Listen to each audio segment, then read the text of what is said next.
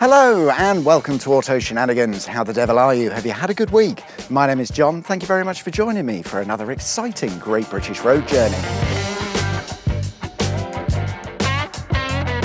This week I've come to North Yorkshire, the largest county in the country, and to be fair, it's pretty nice, featuring some of the best scenery in England, which is mostly in the opposite direction to where we're going, which is on a lovely journey from York to Scarborough.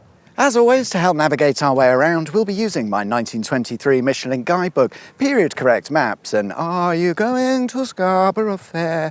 Probably not, mate, no. Perhaps rather obviously, York is the capital of Yorkshire, which is a large city that in the days of my guidebook had around 84,000 residents, and at the time, a couple of chaps known as Frank and Noel Terry were eyeing up a site here at Bishopthorpe Road, found to the south of the city centre.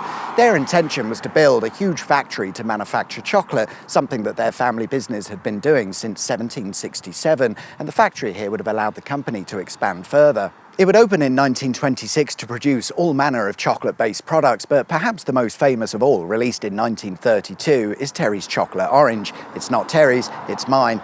Interestingly, in the late 1970s, a Terry's Chocolate Lemon was developed and released, but it was a complete failure. One might say it was a bit of a lemon, although that said, I'd quite like a go on Terry's Chocolate Banana.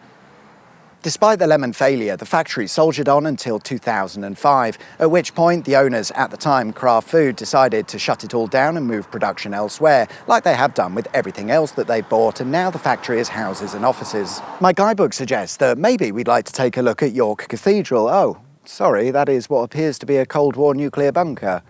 Wait, go on. Built in the early 1960s, York Nuclear Bunker today is a bit of an oddity, being located within a residential area, but back then it was one of about 30 similar bunkers spread around the country.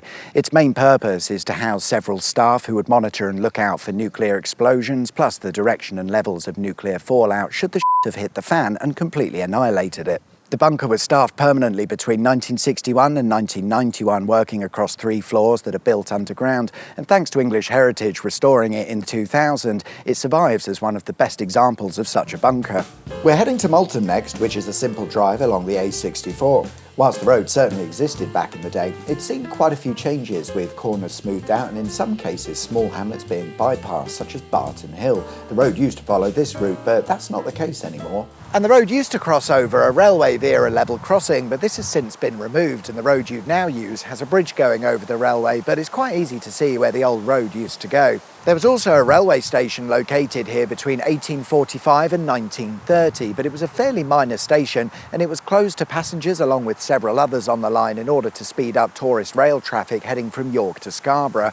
Coming up next, the Great Pyramid of Yorkshire. Yes, indeed, a quick detour brings us to Castle Howard and the pyramid on St Anne's Hill. It sits within the grounds of Castle Howard, an 18th century manor house and country estate that, along with the pyramid, has several other typical of the time things like obelisks, temples and fountains, all usually built just because they look nice. The pyramid was built in the late 1720s as a memorial to Lord Howard's great-great-great-grandfather, and contained within its hollow construction is a huge bust of said grandfather, William Howard. It's about 10 metres tall and mostly made of limestone, and for a long time it was of its original construction, but it was restored in 2015, and fortunately it now sits within the publicly accessible area of Castle Howard, so you don't need to pay to see it. Our next stop is the town of Malton, which my guidebook lists as New Malton, and that's because back then there was an Old Malton and a New Malton.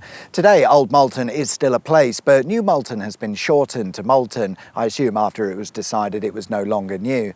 Today in the town there are around 4,800 residents, which interestingly is about the same as what my guidebook says, so obviously the town hasn't grown much over the years.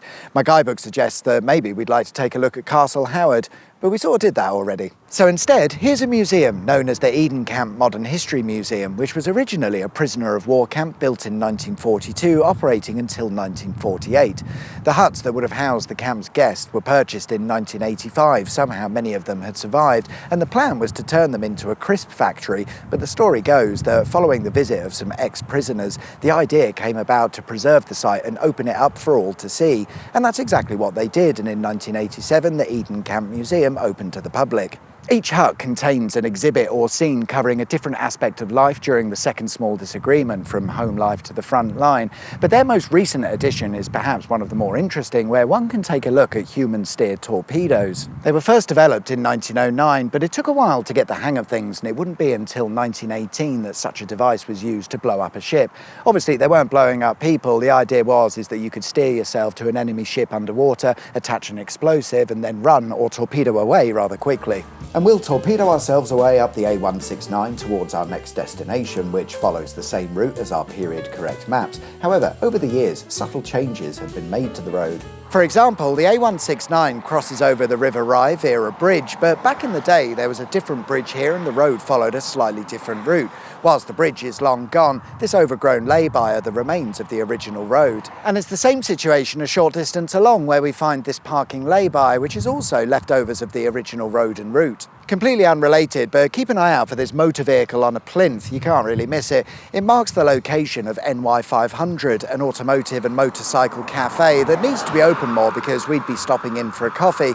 Currently they open at weekends, but I felt like I should just point it out because places like this are awesome and hopefully we can support such venues. Our next stop brings us to Pickering, a small market town where my guidebook suggests maybe we'd like to take a look at Pickering Castle, but it's managed by English Heritage and I'm not paying to get in. The castle was built in the late 1100s with a large surrounding outer wall and 3 towers added in the 1300s for extra defence. Considering its age, it's in a fairly decent condition, but one of its walls is missing because it was blasted to shit by Oliver Cromwell and his cannons during the Civil War in the 1600s. And is that a heritage railway? Yes, it is. The North Yorkshire Moors Railway is probably the main tourist attraction for the area, and it's said to be the busiest and most popular heritage railway in the country.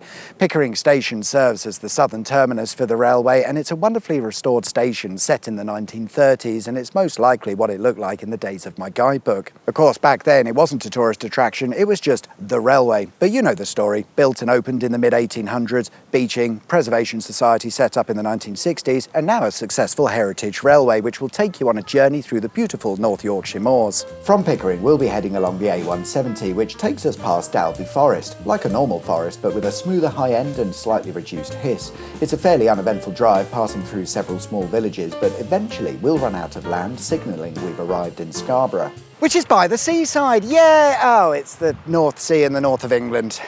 Never mind. That said, Scarborough is the seaside resort town, and in the days of my guidebook was a busy place with 46,000 residents to look after all of the tourists, although Scarborough's pier game is weak. Not a problem though, because my guidebook suggests maybe we'd like to take a look at a bridge. Specifically Cliff Bridge, which is found at St Nicholas Cliff. So the name checks out. It was built in 1827, stands at 23 metres high, and it's 126 metres in length. It's interesting because it's a rare example of a multi-span cast iron bridge where there are 4 iron arches sat on stone piers. After its opening, it was used not only by pedestrians but by an increasing number of horse-drawn carriages and carts, and this led to a toll being introduced on the bridge, with a toll booth being constructed at one end. Bugger me, that's a big toll booth. The reason for the bridge's construction is found a short walk away at Scarborough Spa, or rather the spa is the reason for the bridge's construction. Before the bridge, access to the spa was via a short and steep descent, which was seen as suboptimal, so the bridge was built to make access easier. That and the company that built the bridge also owned the spa, so money. Still, nice bridge though. Be that as it may, as of 1875, there was a much better and more fun way to access the spa by using the world's first cliff tram or funicular railway.